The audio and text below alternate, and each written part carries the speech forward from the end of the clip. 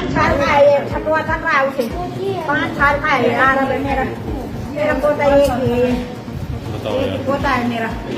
31 साल का था मेरा बेटा, अभी 31 जुलाई से लगा, 18 जुलाई से उठे 31 लगा। पौड़ी गढ़वाल के गुमखाल मार्ग पर एक मामूली विवाद ने एक मेहनती पहाड़ी युवक सुमन देवरानी की जिंदगी छीन ली।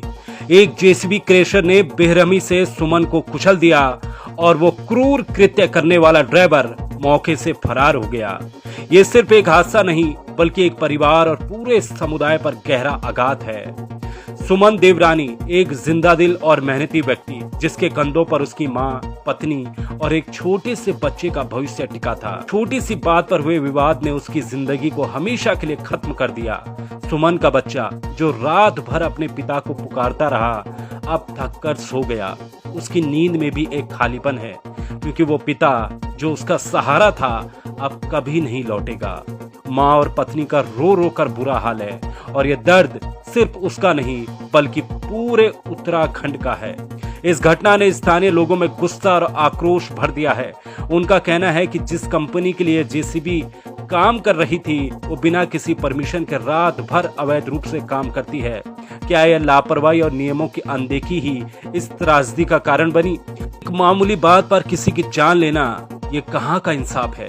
जेसीबी ड्राइवर फरार है और पुलिस उसकी तलाश में जुटी है, लेकिन सवाल ये है कि क्या सिर्फ ड्राइवर को पकड़ने से न्याय मिल जाएगा? कंपनी की जवाबदेही कौन तय करेगा, जो नियमों को ताक पर रखकर काम कर रही थी? स्थानीय लोगों का कहना है कि ऐसी कंपनियां पहाड़ी लोगों की मेहनत और जमीन का शोषण कर रही हैं और अब उसकी जान भी खतरे में है।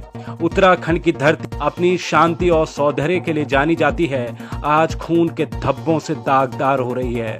हमारी सरकार और प्रशासन से गुहार है, हर ड्राइवर को जल्द से जल्द पकड़ा जाए और इस कंपनी की अवैध गतिविधियों की गहन जांच हो।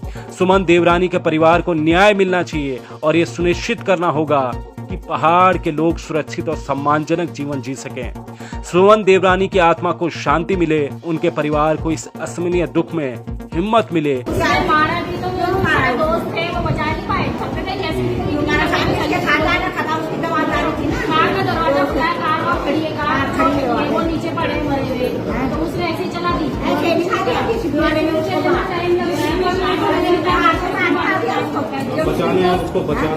निकाला है तभी तो बचाने वाले बचा भी सकते थे ना। सही बात है, सही बात है। उसके दोस्तों में पूरा वो है, दोस्तों का पूरा वो है, सपोर्ट है मारने पूरा सपोर्ट है।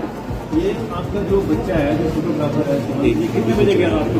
रात घर से का ये 8 बजे तो ये दाड़ा मंडी में 8-9 बजे तक ये दाड़ा मंडी में था। 9 बजे मैंने कॉल किया, इसके दोस्त था टीपू चौमिन वाला, उसने कहा मैं तुम्हारे बेटे को भाभी हर बार भेज रहा हूँ। मैंने कहा तुम भेज रहा है मेरे बेटे को। उसके बाद गया सर 10 बजे मैंने फोन किया, मेरे बेटे ने कहा मैं मम्मी गुमखाल पहुँच गया हूँ कि हम सतपुली ला रहा था। रजनीश मेरे को सतपुली ले गया। रजनीश कितने बजे आया था आपके घर में? रजनीश मेरे घर नहीं आया सर, साथ में उसी के साथ था। 3 दिन से उसी के साथ था वो, 3 दिन से उसी के साथ है वो शादी में। दोनों मिल करके फोटोग्राफी करते थे? मिलकर काम करते थे वो दोनों, मिलकर काम करते थे। 3 दिन से उसी के साथ में है वो शादी में। तो ये जो घटना हुई है 10:30 बजे रात को हुई है? 10:30 बजे रात को हुई, 11 बजे हुई है। आपने वहाँ गए थे? 10 बज के 8 मिनट पर मैंने उसको फोन किया, उसने बात की मेरे लड़के ने, मम्मी आप गुमखाल से निकल रहे हैं आगे। 10 बज के 8 मिनट पर मैंने बात की उसके साथ। मैंने बोला कहाँ हो तुम? गुमखाल से निकल गए बड़ा।